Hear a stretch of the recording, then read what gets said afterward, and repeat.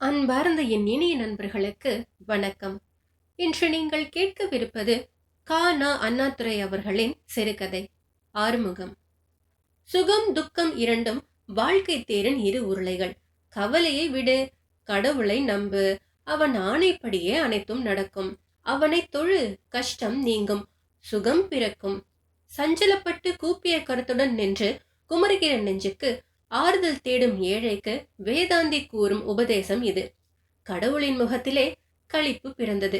இந்த ஏழை எங்கே தன் கஷ்டத்தினால் நம்மை மறந்து விடுவது அல்லது மனம் நொந்து தூற்றுவது என்ற பணப்போக்கு கொண்டு விடுகிறானோ என்று எண்ணினோம். நல்ல வேளையாக வேதாந்தி நமக்கு வக்கீலானான். சுகம் துக்கம் இரண்டும் இருக்கத்தான் செய்யும் என்று உபதேசித்தான். ஏழையின் மனம் சாந்தி அடையும் என்று கடவுள் கருதி களிப்படைந்தார். ஆட்டுக்கும் அளவறிந்துதானே ஆண்டவன் வாழ் வைக்கிறார். உயர உயர பறந்தாலும் ஊர்க்குருவி பருந்தாகுமா? பயல் இப்போதுதான் படுகிறான். வேண்டும் அவனுக்கு. ஏழையின் கஷ்டத்துக்கு காரணமாக இருந்தவன் ஆண்டவன் ஏழையை தண்டித்தான், அது தக்க காரியம் என்று கூறி கழிக்கிறான். ஆண்டவனின் முகம் கோபத்தால் சிவந்தது. கொடியவன் ஏழையை கெடுத்ததுடன் இல்லை, என்னையும் அல்லவா நடுச்சந்திக்கு இழுக்கிறான். அந்த ஏழை படும் பாடு என் ஏற்பாடு, அதுவும் சரியான ஏற்பாடு என்று தைரியமாக கூறுகிறான். எவ்வளவு துணிவு! ஏழையை கெடுத்ததுமின்றி ஏழையை என் மேலே ஏவுகிறானே. இவ்வளவும் என் ஏற்பாடு என்று பேசி எவ்வளவு வன்னெஞ்சம் இவனுக்கு என்று எண்ணினார். கோபம் பொங்கிற்று ஆண்டவனுக்கு. அட ஏண்டா தம்பி, ஆண்டவன் ஆண்டவன் என்று அடிக்கொரு தடவை பிதற்றுகிறே. அந்த அக்கிரமக்காரன் செய்த கொடுமையாலே நீ அவதிப்படுகிறே. ஆண்டவன் ஏன் இதை செய்ய போகிறார்? ஏழையை கொடுமை செய்தவனின் கெட்ட குணத்தை அறிந்த ஒரு நண்பன் ஏழைக்கு வந்த இடருக்கு ஆண்டவன் பொறுப்பாளி அல்ல என்று கூறுகிறார். கடவுளின் கோபம் இந்த பேச்சினால் குளிர்ந்து விட்டது. வேதாந்தி கஷ்ட காலத்திலும் என்னை மறக்கக்கூடாது என்று உபதேசம் செய்தான். அதற்கு நேர்மாறாக ஏழையை கெடுத்த கொடியவன் என் மீது ஏழையை ஏவிவிட பார்த்தான். நல்ல வேளையாக இந்த நண்பன் வந்தான். என்னை பற்றி கவலைப்பட வேண்டாம், இடர் விளைத்தவனை பற்றி யோசி என்று ஏழையின் கண்ணையும் கருத்தையும் அந்த பக்கம் திருப்பிவிட்டான். அது மிக நல்லதாயிற்று என்று எண்ணி ஆண்டவன் நிம்மதியடைந்தார். முகத்திலே கோபம் போய் தெளிவு பிறந்தது. ஆண்டவனே, எங்களை ஏன் இப்படி தவிக்க வைக்கிறாயோ தெரியவில்லையே.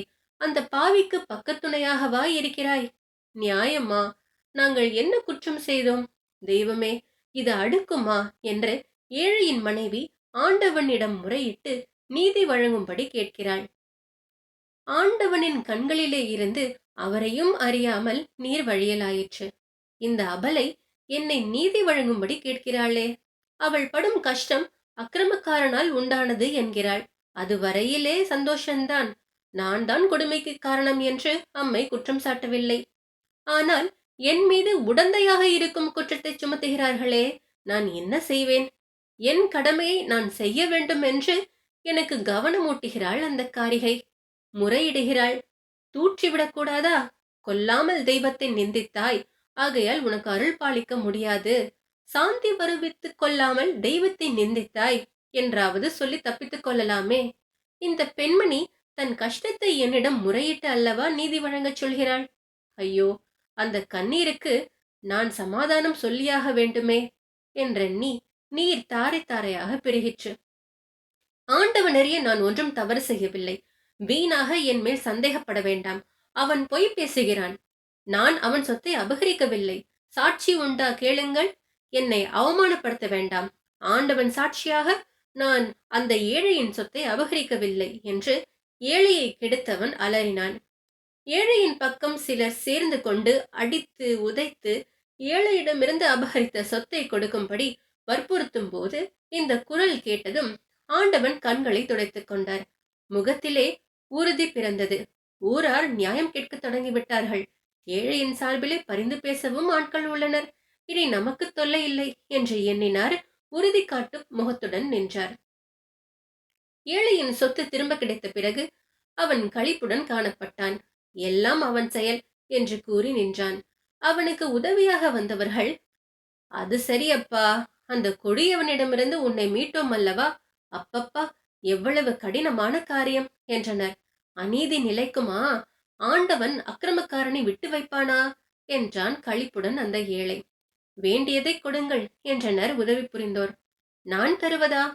ஆண்டவன் உங்களுக்கு நீண்ட ஆயுளும் நோயற்ற வாழ்க்கையும் குறைவற்ற செல்வமும் தருவார் என்று ஏழை கூறினார். உதவி புரிந்தவர்களுக்கு பொறுமை இல்லை. கொஞ்சம் கோபத்தோடு கேட்டனர். இருக்கட்டும் அப்பா, ஆண்டவன் கொடுக்கட்டும், நீ எடு என்றனர். கொடுப்பதை பற்றி தடையில்லை, ஆனால் ஆண்டவனின் அருஞ்செயலை நான் மறுத்ததாக முடியுமே என்பது பற்றியே கவலைப்படுகிறேன். அவனின்றி ஓரளவும் அசையாதே என்றான் அந்த ஏழை. உதவி புரிந்தவர்கள் கோபம் தாங்க முடியாமல் ஒரு பலமான அறை கொடுத்தனர். அவனின்றி இந்த அறையும் கிடைக்காது என்று கொக்கரித்தபடி. ஆண்டவன் தன் முகத்தை சுளித்துக் கொண்டார். வேகமாக தேவியாரின் அறைக்கு சென்று விட்டார். அன்று மட்டும் ஆண்டவன் 6 திருக்கோலம் கொண்ட அருமையை வியந்து என் குறிப்பேட்டில் ஆறுமுகம் என்ற தலைப்பிலே அன்றைய நிகழ்ச்சியை எழுதி முடித்தேன். இதை கேட்டதற்கு நன்றி. பிடித்திருந்தால் இந்த சேனலை சப்ஸ்கிரைப் செய்து உங்கள் நண்பர்களுக்கு ஷேர் செய்யவும். இன்றைய பொழுது இனிதாக அமைய நல்வாழ்த்துக்கள். நன்றி.